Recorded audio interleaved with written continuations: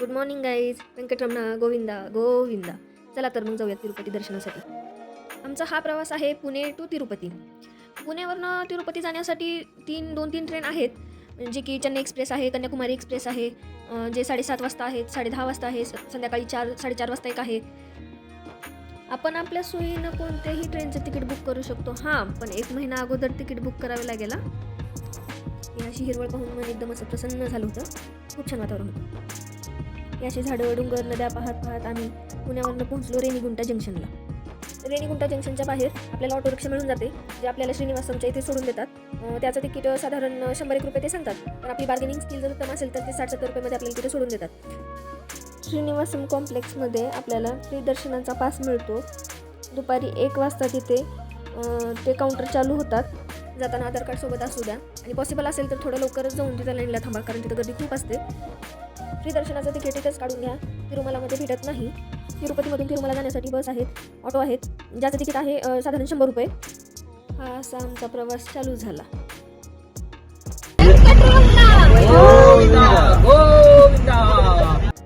जर तुम्ही तुमच्या बाळाचा जावळ वगैरे काढण्यासाठी येत असाल तर तुम्ही अगोदरच राहण्याची सोय करून घ्या, कारण तिरुमलामध्ये फ्री रूम्स आहेत, पण तिथे आपल्याला ती रूम भेटेल नाही भेटेल माहिती नाही. त्यामुळे तुम्ही इथं तिरुपतीमध्येच रूम घेऊन राहू शकता, ज्याचे चार्जेस साधारण 1000 रुपयेपर्यंत आहेत. आम्ही तिथे जाऊनच रूम घेतली होती 550 रुपयेमध्ये. 500 रुपये तिथे जमा करावे लागतात आणि 50 रुपयेमध्ये आपण 24 तास राहू शकतो. हा चेक पॉईंट आहे, ते पूर्ण गाड्या चेक करतात आणि मग पुढे पाठवतात. या चेक पॉईंटनंतर घाट चालू होतो, आणि तो घाट साधारण 15 किलोमीटरचा असेल. एवढा शांत, सुंदर आणि थंड आहे. तिरुपतीपासून तिरुमलापर्यंत आपल्याला कुठेच घाण बघायला भेटणार नाही. एवढी स्वच्छता आहे तिथे, खूप खूप खूप स्वच्छता आहे, खूप छान मेंटेन केलेलं आहे. घाट सुंदर आहे. तिरुपतीपासून तिरुमलापर्यंत आपण चालतही जाऊ शकतो, म्हणजे पायऱ्यानेही जाऊ शकतो. 3500 तिथं पायऱ्या आहेत. तिथं पण पायऱ्यानेही जाताना तिथून आपल्याला फ्री दर्शनाचं तिकीट घेऊनच मग पुढे जावे लागेल. सांगायचं एवढंच आहे की आपल्याला 3 महिने अगोदर कसलीही तिकिटाची बुकिंग वगैरे करायची काहीही गरज नाही. म्हणजे आपला अचानक जरी प्लॅन झाला तिरुपती जाण्यासाठी, तरी आपण आरामात दर्शन घेऊ शकतो. फक्त टाईम लागतो दर्शनाचे पास वगैरे काढण्यासाठी. लाईनमध्ये थांबावे लागते 1-2 तास, समजा 3 तास 4 तास, एवढंच, बाकी काही नाही. आणि इथून चालू होतो मंदिराचा परिसर. खूप सुंदर परिसर आहे, छान मेंटेन केलेलं आहे. डेकोरेशन खूप छान होतं तिथे.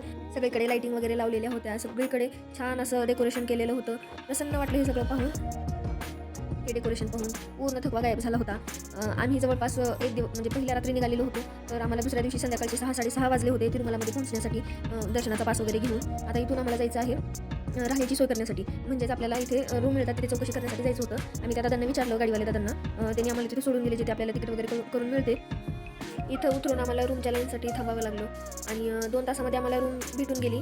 50 रुपयेमध्ये आपण 24 तास थांबू शकतो त्या रूममध्ये. रूम्स छान होत्या, गरम पाण्याची सोय, राहण्याची चांगली सोय होती. 2 कॉट असतात मध्ये, गरम थंड पाणी दोन्ही असतं त्यात. राहण्याची उत्तम सोय आहे. रूम्स छान आहे, स्वच्छ आहेत. रूम्सचं बाथरूम स्वच्छ आहे, आणि मेन म्हणजे इथे 5-5 मिनिटाच्या अंतरावर आपल्याला टॉयलेट आहेत. इथं कसलाही त्रास नाही, लेडीजलाही कसला त्रास नाही, आणि मस्त आपण तिथे फिरू शकतो, शॉपिंग करू शकतो. संध्याकाळी आपल्याला निवांत वेळ घालवायचा असेल तर बाहेर जाऊन फिरून येऊ शकतो. सॉरी, मी रूमची क्लिप नाही घेऊ शकले, माझ्या लक्षात राहिलेलं नाही. आणि हे जे क्लिप आहे ते आपल्याला प्रसाद जिथे मिळतो तिथली. प्रसाद खूप स्वादिष्ट होता, खूप छान प्रसाद होता. आपल्याला 3ही टाईम तिथे प्रसाद मिळतो, सकाळी नाश्त्यातही मिळतो आणि 2ही टाईमाला जेवणातही प्रसाद तिथे मिळतो आपल्याला. आणि आपल्याला तिथं बाहेर जेवणासाठी एकही रुपया खर्च करायची गरज पडणार नाही. प्रसाद घेऊन झाल्यानंतर आम्ही मंदिराकडे गेलो, बाहेरून दर्शन घेतलं, कारण आमचं दर्शन हे दुसऱ्या दिवशी संध्याकाळी 5 वाजता होतं.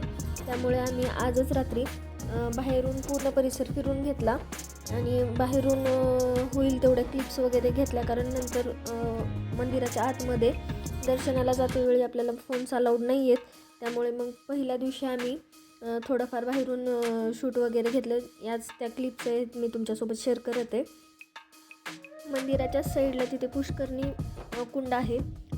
दर्शनाला जाण्याच्या अगोदर त्या कुंडामध्ये जाऊन लोक स्नान करतात, कोणी हातपाय धुतं, आणि मग दर्शनासाठी जात असतात.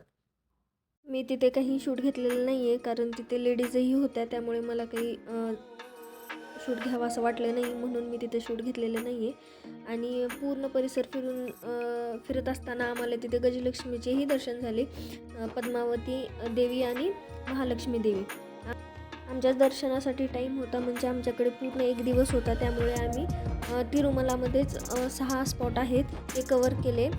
पापविनाशम, शिलातोरणम, आकाशगंगा, जापाली हनुमान मंदिर, श्रीवारी पदालू आणि वेणुगोपाल स्वामी आलयम. असं म्हणतात तिरुपती बालाजी दर्शनासाठी एकदा तरी जायला पाहिजे, पण कारण असं मान्यता आहे की जेव्हा आपल्याला देवाकडून स्वतः बोलावणं येईल तेव्हाच आपल्याला तिरुपती बालाजीचे दर्शन होते. इथे आम्ही आमच्या दर्शनासाठी निघालो होतो. आमचं दर्शन 5चं होतं. आम्ही आमच्या रूमवरनं 4 वाजताच आलो होतो. जर गर्दी नसेल तर 2 तासामध्ये दर्शन होऊन जातं, पण जर समजा गर्दी असेलच तर 4 तास आपल्याला दर्शनासाठी लागतात. आमचाही अचानक प्लॅन झालेला होता तिरुपती जाण्यासाठी. आम्ही 4 वर्षापासून जात होतो, पण आम्हाला काही जाणं झालं नाही. आम्हाला देवाकडनं बोलावलं आलं नसेल असं आम्ही समजून शांत होतो, पण आमचा अचानक प्लॅन झाला तिरुपती जाण्यासाठी. आम्हीही अचानकच गेलो होतो. आमच्याही कसल्या बुकिंग्स नव्हत्या अगोदर, आम्ही काहीही बुक केलेलं नव्हतं. फक्त आम्ही रेल्वे तिकीट्स कन्फर्म करून मग आम्ही तिरुपतीसाठी निघालो होतो. तिथे जाऊन आम्ही दर्शनाचे टोकन वगैरे काढलेत. 18 तासाचा प्रवास करून 4 तास दर्शनाच्या लाईनमध्ये थांबून गर्दीमध्ये थांबून आपल्याला जेव्हा गाभाऱ्यात एंट्री होते आपली, जेव्हा आपण व्यंकटेश्वरांच्या समोर असतो, देवांच्या समोर असतो, तेव्हा आपलं मन पूर्ण शांत होऊन जातं. जेवढा आपल्याला थकवा आलेला असतो तो नाहीसा होऊन जातो आणि खूप छान दर्शन होतं आपलं. हे खरं तर आम्ही दर्शनाला जाण्याच्या अगोदर गेलो होतो फिरण्यासाठी बाहेर, तिथले स्पॉट जे आहेत ते कवर करण्यासाठी. आणि पहिला स्पॉट होता आमचा श्रीवारी पदालू.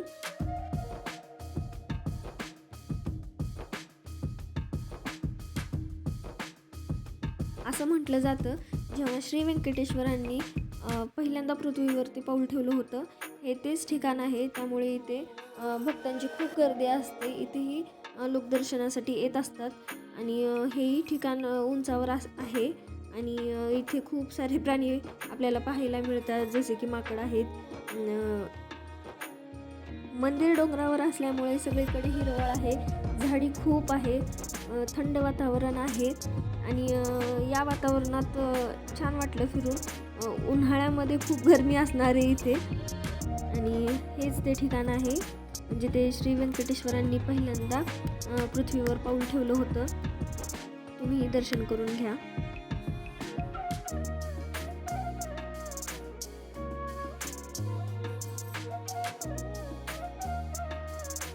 आणि इथून पूर्ण मंदिर दिसतं.